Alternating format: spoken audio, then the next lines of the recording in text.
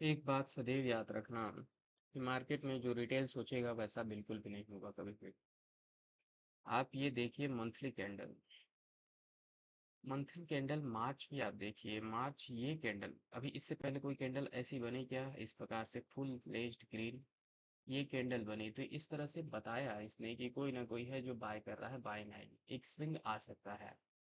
Swing आने की संभावना है। स्विंग ये दिख रहा है अप्रैल में आया और उसके बाद मार्केट वहां से उठ गया, ये देखिए। उससे नीचे गया, इसको ब्रेक इवन कहा जाता है, ब्रेकर ब्लॉक कहा जाता है। बाय साइड लिक्विडिटी भी लिया जाता है और सेल साइड भी लिक्विडिटी है। सेल साइड स्टॉप लॉस भी यहाँ पे जो बाय किए होंगे, बाय साइड स्टॉप लॉस यहाँ पे काट दिया है। और इधर जो सेल किए होंगे यहाँ पे, इसको ऊपर ले जा करके सेल साइड स्टॉप लॉस काट दिया। यहाँ पे जो सेल किए होंगे उनका स्टॉप लॉस ये ऊपर ले जा करके स्वीप होकर के काट दिया है। तो मार्केट में जो रिटेल सोचते हैं वो नहीं होता है। आपको समझना होगा, बड़े लोगों की तरह सोचना होगा, या जो सोचते हो उसके अपोजिट कर देना होगा। अब यहाँ पे मैं इस हफ्ते यहाँ से मैं 21 अप्रैल 22 अप्रैल के बाद से सोच रहा हूँ मार्केट गिरना चाहिए, मार्केट गिरना चाहिए, लेकिन मार्केट एक रेंज में सैंडविच टाइप का बना रहा है पैटर्न। एक रेंज में फंसा हुआ था। 23,850 से लेके 24,500 के आसपास तक ये मार्केट फंसता हुआ दिखाई दे रहा था।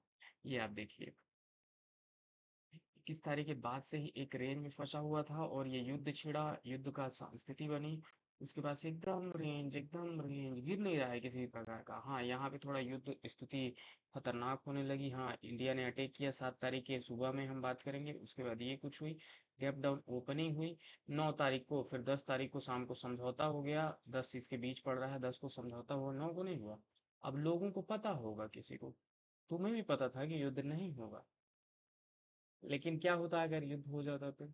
तुम कॉन्फिडेंस नहीं थे, लेकिन तुम्हें पता था कि युद्ध नहीं होगा। यहाँ पे जिन्होंने पोजीशन बनाई होगी 9 तारीख को, ये ऊपर गए, यहाँ पे इन्होंने प्रॉफिट बुकिंग की और ये कुछ यहाँ प्रॉफिट बुकिंग हुई। इधर देखिए, और यहाँ मार्केट फिर आप सोच रहे थे कि हाँ मार्केट इसको लेने आएगा, कोई कारण नहीं है। तुम बार बार बोल रहे थे कि कोई कारण नहीं है मार्केट के ऊपर जाने का, लेकिन मार्केट तो अपना ऊपर ही जा रहा है। तुम्हें क्यों लगता है कि कोई कारण नहीं? रिट्रेस होना ही चाहिए, ऐसा क्यों लगता है? जैसे कि यहाँ पे जब गैप अप ओपनिंग हुआ, तुम्हें लगा कि हाँ गैप अप ओपनिंग हो गया है, या फिर गैप अप ओपनिंग ऊपर चला गया तो नीचे आना चाहिए मार्केट को, तब मैं बाय करूंगा। मार्केट नीचे कहाँ है, यहीं पे ये स्विंग लिया, उसके बाद मार्केट ऊपर गया, फिर यहाँ से ऊपर चला गया, फिर यहाँ से ऊपर चला गया, और ये साइडवेज में जब नीचे आना चाहिए तो साइडवेज रेंज बना करके मार्केट चला गया ऊपर फिर से। इतना खतरनाक सिचुएशन बनी थी फिर भी। तो जो रिटेल सोचता है वो कुछ भी नहीं होता है। और आज आज तुमने सोचा कि हाँ यहाँ तक आना चाहिए, 24,000 के आसपास तक, फिर मैं बाय करूंगा। ये यहाँ तक आ गया 24,400 के आसपास, फिर मैं बाय करूंगा। तो मार्केट कहाँ तक गया? 24,500 गया उस दिन। लो कितना लगाया? 24,535 का लो लगाया था उसके पहले। और आज जो नीचे की लिक्विडिटी लिया, उसके लिक्विडिटी ग्रैब किया और उसके बाद ये ऊपर चला गया। आप यहाँ पे ये लगा सकते थे कि हाँ ये लो हाई लिक्विडिटी ग्रैब किया, उसके बाद ये चेंज हो गया। तो मार्केट ये है, इंडेक्स कह रहा है। इंडेक्स का अब अगला टारगेट क्या होगा? अगला टारगेट इंडेक्स में इसका टारगेट ये हो सकता है 26,000। 26,000 के ऊपर जाएगा, केवल 26,400 के आसपास जाएगा, उसके ऊपर जाएगा। रिट्रेसमेंट की बात नहीं, ऊपर के ही लेवल दिखाई दे रहे हैं, क्योंकि ऐसा दिखाई दे रहा है। अभी तक तुम नीचे की बात कर रहे थे, अब तुम ऊपर की क्यों बात कर रहे हो? क्योंकि ये फुल फ्लेज्ड कैंडल बनाते हुए चीजें चल रहा है, तो इसका मतलब है कि आ, ये आईएफएससी कैंडल, ये इसको बोलेंगे इंस्टीट्यूशन कैंडल्स होते हैं, इंस्टीट्यूशन के लिए बनाए गए कैंडल्स हैं ये। बड़े मतलब कोई बड़ा आदमी एंटर करता है तब। और इसके बीच जो देखोगे आप, ये पूरा जो भी रहा है यहाँ से एफआईआई बाइंग में ही बनी हुई है। आप देखेंगे 11 तारीख के बाद से एफआईआई यहाँ इधर बाइंग ही बनी हुई। तो जब एफआईआई बाइंग बनी है भाई, और डीआईआई भी बाइंग बनी है, मतलब बहुत कम माल बेच रही है, तो फिर मार्केट कैसे गिर सकता है? दोनों में से कोई इम्बैलेंस्ड होना चाहिए ना, तब मार्केट नीचे आएगा ना। तुम कैसे उसी साइकोलॉजी की, हाँ मार्केट बढ़ता है गिरता है, बढ़ता है गिरता है, एक तरह से काम नहीं करती है मार्केट में साइकोलॉजी। ये रेंज बनाया, ये एक रेंज बना, और रेंज के बाद उस रेंज को गैप अप ओपन किया, और उसके बाद ये चला गया, फिर नीचे आया। इस तरीके से मार्केट ने काम किया। और आज देखिए, आज जो स्टॉक्स चले, उन स्टॉक्स पे अगर नजर डालोगे आप,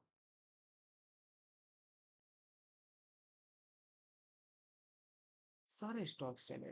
आप बात करते हैं बड़े बड़े स्टॉक्स की, बिग इंस्टीट्यूशनल स्टॉक पूरी तरह से संभाला आपका रिलायंस ने।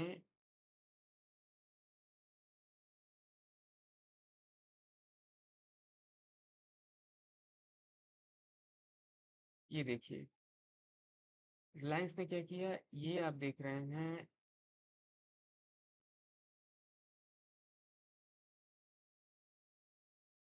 रिलायंस में यहाँ आप जब देखेंगे लिक्विडिटी ग्रैब हुई है इसके नीचे की। ये पीओआई जोन है क्या, यहाँ पे ये जोन है पास में। अब यहाँ लिक्विडिटी ग्रैब हुई है नीचे की, और उसके बाद आप 1 मिनट में जब देखेंगे चौक विद इंड्यूसमेंट वाला सेटअप, तो यहाँ आएंगे।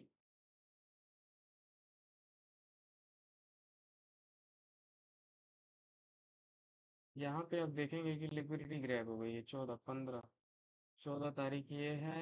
ये हाई हो गया 14 तारीख का, और ये 14 तारीख का लो हो जाता है।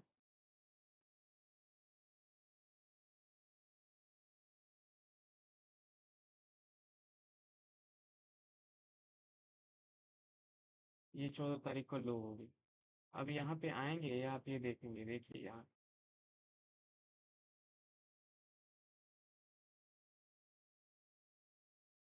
मार्केट नीचे आया। सुबह सुबह मार्केट में ऐसा सिचुएशन बना था कि मार्केट नीचे आया, नीचे आया, इसको ब्रेक किया, लो को ब्रेक किया, ठीक है, नीचे का लिक्विडिटी ले लिया। उसके बाद ऐसे चलता गया। अब एक स्विंग, वैलिड स्विंग की हम बात करते हैं कि वैलिड स्विंग हमें दिखाई दे। वैलिड स्विंग कहाँ है, जिसको हम माने वैलिड स्विंग, ये देखिए ये है वैलिड स्विंग। ठीक है, एक स्विंग वैलिड ये है, एक स्विंग वैलिड ये है, इसको भी माना जा सकता है, इसको भी माना।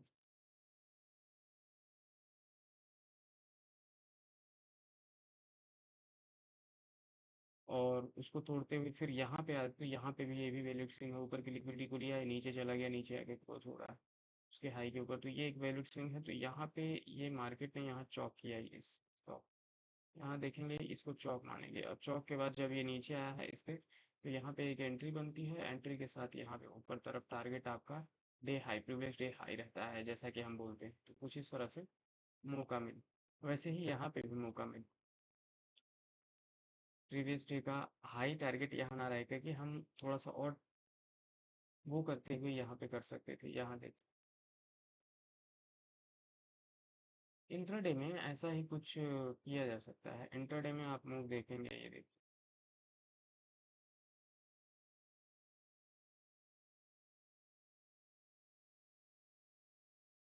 15, ये आधा घंटा, 10, ये आधा घंटा, 9:45, ये पहला आधा घंटा थोड़ा सा गिरावट देखने को मिला, और इस जोन में आ करके आप देख रहे हैं यहाँ पे रिट्रेस हुआ कल के लो को, परसों के लो को लो गया, फिर वहीं से फिर ऊपर ऊपर उठा, एक कुंटल डालूंगा, ये ऊपर उठा, ऊपर गया, और फिर उसके बाद 800 को टच करने के बाद फिर नीचे आया, 700 800 को टच करने के बाद, 800 को टच करने के बाद एक नीचे आया, फिर से उस रेंज में कुछ समय तक रेंज में बना रहा, और फिर उसके बाद बाइंग आ गई 12:45 के बाद से। तो कुछ इस तरह से मार्केट काम किया। धन्यवाद। अब हम बात करेंगे थोड़ा सा इंडेक्स की। इंडेक्स जब मॉर्निंग में हम देखें तो केवल और केवल 15 मिनट में, पहले हम बात करें 30 मिनट में, निफ्टी ऑटो और मेटल के कुछ हरे थे थोड़े थोड़े, और बाकी सारे के सारे एक तरफा लाल दिखाई दे रहे थे। आज निफ्टी ऑटो दबा करके चला। उसमें स्टॉक से जब हम बात करेंगे तो सबसे ज़्यादा ऑटो में बड़ा शेयर नहीं दिखाई दे रहा है, ऑटो का कोई इसमें बड़ा शेयर दिखाई दे, 0 to 2% जिनका वैल्यू है। इसमें वो नहीं है क्या अपना हीरो, हीरो डालिए ना, हीरो मोटर, हीरो मोटर आज जो चला है, सबसे ज़्यादा हीरो मोटर चला है। देखिए टाटा मोटर ऑटो सेक्टर में, और उसके बाद कंज्यूमर गुड्स में ये चले, फिर टेक्नोलॉजी में चले हैं, आईटी सेक्टर चले हैं। आईटी सेक्टर आप एचसीएल टेक देखेंगे, और उस तरफ आप देखें, इस तरफ में आपने देखा इन्फोसिस, तो ये सब लास्ट लास्ट में चल गया। अब ये बात हो गई सेक्टर स्पेसिफिक, कि सेक्टर हमने देख लिया और उनमें स्टॉक्स कौन से चले। कुछ चीज़ें बताई गई हैं, अमेरिका कोई एजेंसी है जिसने प्रकाशित किया है, इंफ्रास्ट्रक्चर सेक्टर कंज्यूमर गुड्स वाले, और इनमें अच्छी बाइंग आ सकती है। मुझे इन सबको फॉलो नहीं करना है, मुझे तो केवल कैंडल को फॉलो करना है और साइकोलॉजी को फॉलो करना है। अब थोड़ा सा बात करें कि आज के दिन एफआईआई और डीआईए का रुख क्या रहा। ऑप्शन मार्केट में बात करें तो एफआईआई ने बाइंग की है दोनों तरफ। पुट भी इसने बाय किया है और कॉल भी बाय किया है। हालांकि पुट ज्यादा बाय किया है। वही प्रो की बात करें तो प्रो ने शॉर्ट किया है दोनों को। पुट शॉर्ट किया है, मतलब थोड़ा सा सामान्य हो गया, उतनी ज्यादा क्वांटिटी में जैसे इधर हो रहे थे, आप देख रहे थे, मतलब बड़ी बड़ी क्वांटिटी में 1-1 लाख 2-2 लाख करोड़ का इन लोग कर रहे थे, जो अभी इसमें उतना नहीं देखने को मिल रहा। वहीं डीआईए की बात करें तो इंडेक्स फ्यूचर में डीआईए ने बाय किया है 11,000 करोड़ का, और उसके मतलब प्रो ने बाय किया है, और एफआईआई ने बाय किया है 21,000। मतलब कुल मिलाकर, और डीआईए ने सेल किया है 17,000 करोड़। मतलब कोई ना कोई बाय करने वाले होने चाहिए, कोई सेल कर रहा है, तो ये बैलेंस बना करके चला जाता है इनके द्वारा। ये पूरा बैलेंस बनाकर चलते हैं, ये लॉस नहीं करते हैं।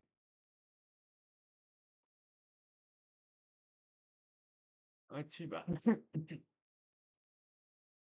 क्लाइंट क्या सोचते हैं इसके में? क्लाइंट में कुछ नहीं है, बुलिश बेयरिश इनको कोई फर्क नहीं पड़ता है। 9,000 10,000 करोड़ का इन्होंने खेला है, तो यही पोजीशन की बात होगी।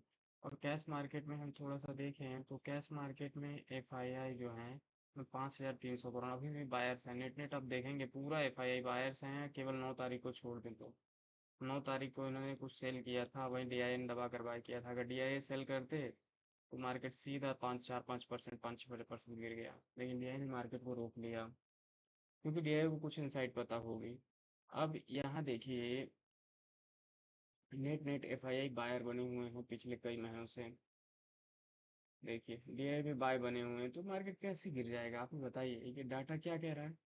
डाटा कह रहा है कि बायर हैं, तो ये देखिए बायर हैं, पूरे बायर हैं, और ये उसकी अपेक्षा जितने एफआईआई जितने बाय कर रहे हैं उसकी अपेक्षा कम सेल कर रहे हैं डीआईए, तो कैसे गिर जाएगा? वही सोचिए, आप इसमें सोच रहे हैं कि गिरना चाहिए, कैसे गिर जाएगा? संभव कैसे है? अब मैं बात करूंगा थोड़ा सा इंट्राडे पे, इंडेक्स का सेंटिमेंट इंट्राडे में क्या हो सकता है। सेंटिमेंट ये होगा कि थोड़ा सा बैंक निफ्टी में कुछ होगा, गिरावट वरावट या सम कुछ चीज़ें होंगी। अब यहाँ पे आप डे बेसिस पे आप देखें जब यहाँ पे इंडेक्स को, तो यहाँ पे ये रेजिस्टेंस सब तोड़ता हुआ अपने को दिखता है, सब कुछ दिख रहा है। इतना दिन रुका मतलब कि ये तोड़ेगा, ये तोड़ा। रेंज बनाने का मतलब कुछ ना कुछ है। गिरना होता तो गिर जाता वहां से। अब ये ऊपर गया, अब ये जाएगा, टच करेगा एक बार 25,000 26,000 को। नहीं, देखिए क्या होता, डिपेंड करता है उनके ऊपर, वो कैसा लेगा मुझे नहीं मालूम। लेकिन सेंटिमेंट तो बुलिश दिखाई दे रहा है, मुझे नहीं मालूम कि क्या होगा, लेकिन सेंटिमेंट बुलिश दिखाई दे रहा है। मैं यहाँ देखूँ ट्रेड को, मुझे नहीं मालूम क्या होगा, मैं रिट्रेसमेंट पे इसके आसपास लूंगा। सेंटिमेंट बुलिश दिखाई दे रहा है, मुझे नहीं मालूम, सेंटिमेंट बुलिश दिखाई दे रहा है, मैं यहाँ बाय करूँ, ऐसा सोचना है। ठीक है, तो ऐसे सोचा जाता है। यहाँ मैं बाय करूंगा, यहाँ रेंज बना रहा है, यहाँ गैप अप वन हुआ, मैं बाय करूंगा, मुझे नहीं मालूम कहाँ तक ऊपर जाएगा। अगर नहीं जाएगा, जैसे कि यहाँ पे है, नहीं जाएगा तो मैं स्टॉप लॉस दे करके यहाँ निकल जाऊंगा। ये मेरा सोच होना चाहिए। यहाँ बाय करूंगा, स्टॉप लॉस दे, ये स्वीकार कर लेना चाहिए कि मैं गलत होता हूँ, तो मैं अपना स्टॉप लॉस दे करके निकल जाऊंगा। ये स्वीकार जो करेगा वही मार्केट में बना रहेगा, नहीं तो नहीं बन सकता। तो यहाँ पे ये चीजें आई, और डेली बेसिस पे ये रेंज फिर से टच किया जा सकता है इसके द्वारा। 24,400 500 एक बाइंग के मौके रहेंगे। इंटरडे में बात करूं, अगर इंटरडे में, तो इंटरडे में मार्केट अगर 24,550 खुलते ही 24,000, यहाँ पे 24,750 के आसपास तक आता है, तुरंत तुरंत, पहले 15 मिनट या घंटे में, पहले शुरुआती समय में ही, तो यहाँ पे बाइंग के मौके हैं। यहाँ पे तुरंत एक बाइंग के मौके बनेंगे, देखते हुए स्ट्रक्चर शिफ्ट होता हुआ देखते हुए। नहीं तो नीचे 24,400 के पास एक बाइंग का अवसर है, उसके नीचे आपका 24,000 के पास एक बाइंग का अवसर है। तो ये बाइंग के मौके मैं ढूंढूंगा, अभी सेलिंग के मौके मैं नहीं ढूंढूंगा, क्योंकि मार्केट अपसाइड संकेत दे रहा है। धन्यवाद। और क्या चीजें हैं इसमें? और कुछ चीजें मुझे नहीं दिखाई दे रही हैं। तो बाइंग के अवसर, स्टॉक्स में कैसे बात करें, स्टॉक्स के लिए अलग वीडियो होना चाहिए। धन्यवाद।